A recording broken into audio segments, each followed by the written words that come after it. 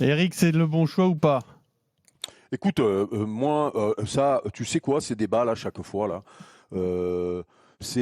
alors, on est obligé de les faire, bien sûr, et je crois que c'est le sport numéro 1 des supporters. Non, mais oui, non, mais le ressenti, non, mais le ressenti, je vais te répondre, mais tu sais, c'est vrai que ça nous plaît de savoir c'est le bon, c'est pas le bon.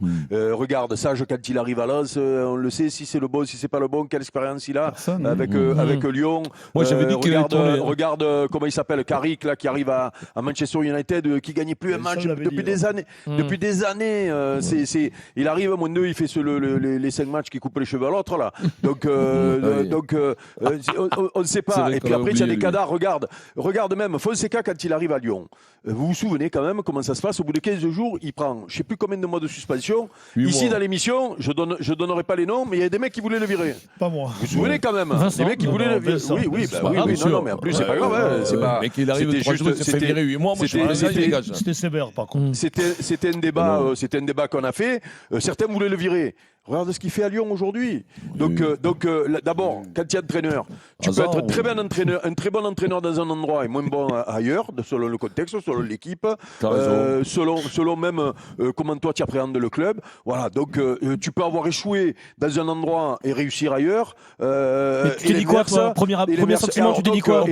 Et donc moi, mon premier, voilà. Non, mais Vincent, je suis content que tu le dises parce que j'arrête pas de vous dire qu'on survend l'importance des entraîneurs dans le football. Dans le football. Et tu sais pourquoi? Je le sais pourquoi on fait ça. Parce que, comme tout le monde veut parler, alors encore plus au foot qu'au rugby, parce que vous, au rugby, c'est tellement compliqué qu'il y en a peu qui s'aventurent à parler de tactique et de machin et tout. Nous, dans le foot, je croyais qu'il suffisait qu'aller à la muscu. Non, mais oui, aller à la muscu et faire des scrabbles. Mais alors que dans le foot, on est content de pouvoir parler de tactique parce que, mais oui, ça nous fait plaisir, on a tous joué au foot. Et donc, on pense tous connaître le foot. Et donc, on a envie d'être à la place de l'entraîneur. Donc, les joueurs sont les plus importants. Et une des tâches d'Habib, donc pour répondre à ta question, pardon Adrien, moi, je suis content qu'on reparle de foot. Que ce soit réglé. Voilà. Moi, ces 10 jours ont été très douloureux pour moi. Voilà, très douloureux. Bon, d'abord, il y a eu la branlée au parc, avec tout ce qui s'est passé derrière. Derrière, le coach qui s'en va, que tu comprends qu'il s'en va, et qu'il a plus beaucoup de les ressorts et tout. Moi, je pense qu'il aurait dû rester et finir la saison proprement. Il aurait pu aller chercher les résultats. S'il n'a pas fait, c'est peut-être qu'il se sentait plus la force. Ok, donc pas de souci. Derrière, Mehdi qui s'en va pas, avec des débats qu'on fait. Moi, je trouve qu'on aurait pu se passer de tout ça. Voilà, ça donne toujours une image de notre club qui est terrible, alors que la saison elle est pas finie et elle est pas nulle encore. Donc voilà, on me reparle de foot. Ça c'est la bonne nouvelle. On reparle de foot avec un mec qui, mon seul bémol, c'était est-ce qu'il est pas trop fatigué de son passage à Rennes, qui a l'air de l'avoir lessivé avec son vestiaire et tout. Mais j'ai l'impression que il arrive, il avait dit, c'est son rêve d'entraîner l'OM. Donc Habib, il arrive dans le club de ses rêves. Donc bon, mais il va avoir du gaz avec un président ou en tout cas un directeur sportif qui a tous les pouvoirs aujourd'hui et avec une équipe qu'on a peut-être survendu, mais qui est quand même il y a des bons joueurs. Voilà. Et donc moi, ce que j'attends, c'est qu'il y ait un coach qui arrive. Et Habib, il connaît les joueurs, il connaît le championnat, il n'y a pas de souci. Et j'ai envie de voir l'OM avec 3 matchs de suite la même équipe, le même dispositif, voilà, tu vois, pour voir un peu. Et simplement ça, moi, ça suffit à mon bonheur. Non mais Philippe, juste pour te répondre, et parce que tu dis par rapport à ce qu'il a fait à Rennes, sache que quand tu changes d'entraîneur au mois de février, tu prends jamais des mecs qui sont en réussite. Puisque c'est soit des mecs qui ont été virés, soit des mecs qui n'ont pas trouvé de club. Donc le mec, un mec qui vient dans un club en milieu de saison, il va à Rennes, il sort d'un échec à Nice. C'est un peu par défaut, c'est ce que tu veux dire. Bah oui, c'est toujours comme ça. C'est un autre contexte qui arrive. Voilà, c'est malheureusement comme ça. Ensuite, concernant l'ego, Philippe. pour faire ce métier-là, ils ont tous de l'ego. Tous. oui. Alors, il y en a qui arrivent à le camoufler, il y en a qui font les faux modestes, il y en a qui assument. Genre Mourinho. Voilà, il y en a qui l'assument, mais quand tu te rends compte que seul, tu prends toute la lumière d'une équipe de foot. C'est que Guardiola, il a un gros melon, Mourinho, Luis Enrique, tu l'as dit. Alors, eux, ils réussissent, mais tu n'es pas obligé de réussir pour avoir un gros melon, entre guillemets. Être sûr de un soi. gros melon que tu réussis pas.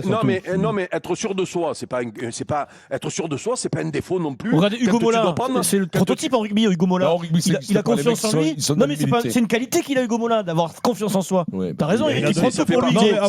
Ça fait partie des qualités pour moi. Bah oui, c'est une qualité. Et puis tu peux ajouter l'ambition. Et l'ambition fait partie de. Exactement, l'ambition et être sûr de soi.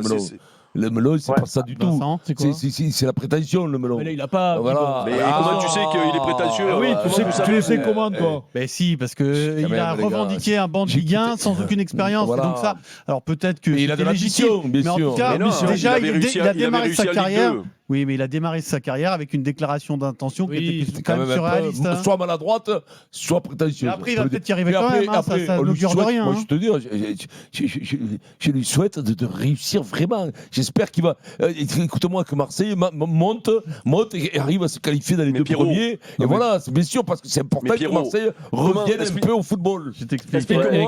Explique-moi comment tu arrives dans le foot Mais quand justement, tu es un si tu veux, lui a été obligé de faire ça parce qu'il a pas eu un parcours sur le terrain. Il a été dans les médias. Il était très bon dans les médias. Du coup, déconnecté du terrain. Et donc, quand tu es déconnecté du terrain et que tu as zéro expérience et que tu veux être entraîneur, c'est très difficile. Et donc, il a été obligé de faire une déclaration d'intention en disant moi j'ai tout à fait les compétences, je vais être entraîneur en Ligue 1 très rapidement. Très bien, mais c'est quand même malgré tout très c'est unique et du coup très prétentieux malgré tout. Mais encore une fois, ça n'augure pas de son échec ou de sa réussite. La prétention, c'est pas non plus, il ne faut pas le voir comme le fléau du extraordinaire. Parce que pour débuter, professionnellement, que tu sois un peu prétentieux, que tu sois sûr de toi, c'est important. Bon, voilà. Parce que tu sais, pour débuter dans le foot, quand tu es jeune entraîneur sans expérience, il n'y a pas 50 000 solutions. Soit tu es adjoint, le mec se fait virer et tu reprends derrière, ça a été le cas de Christophe Galtier. Soit tu es entraîneur du centre de formation, le mec se fait virer, on te fait monter sage et ça marche bien. Ou tu commences dans un petit club. Soit tu rates pas. Soit tu rates pas. Mais lui, il a commencé dans il a commencé en Ligue 2 aussi. Oui, mais tard, il a commencé. Oui, non, mais il a commencé tard, sauf que lui, il voulait aller vite, il n'avait pas envie de faire 3 ans en Ligue 2, monter, machin et tout. Donc il est peu rentré par effraction. On lui reproche donc d'avoir fait en sorte d'aller plus vite que la musique.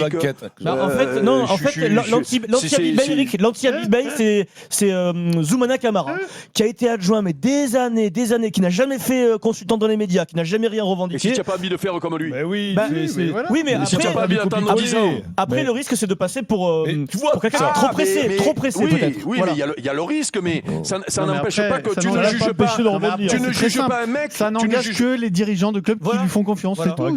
Après, lui, tant mieux pour lui.